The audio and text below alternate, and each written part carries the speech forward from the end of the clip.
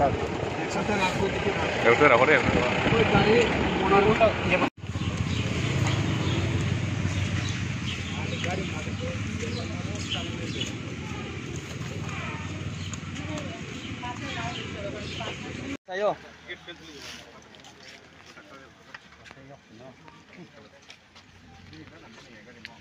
সকালবেলা গোপন খবরের ভিত্তিতে আমরা এই চেয়ারমানাকা পয়েন্টে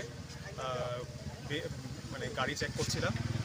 তারপরে এই রজনী দেববর্মার গাড়ি আমরা পেলাম। গাড়িতে সন্দেহজনক হওয়ায় আমরা গাড়ির মানে খুলে বিভিন্ন চেক করার পরে এখানে প্রায় 47 কেজি 500 গ্রাম গাঁজা আমরা পেলাম। এখন আমরা রজনী দেববর্মাকে অ্যারেস্ট করেছি। এখন আগামীকালকে ওনাকে আদালতে প্রেরণ করা হবে। ধন্যবাদ। মানে ওনার যে বক্তব্য, এটা কমলপুরের উদ্দেশ্যে যাচ্ছিল, চম্পকনগর থেকে গাড়িটা আসছিল, এখন এটা কমলপুরের উদ্দেশ্যে যাচ্ছিল।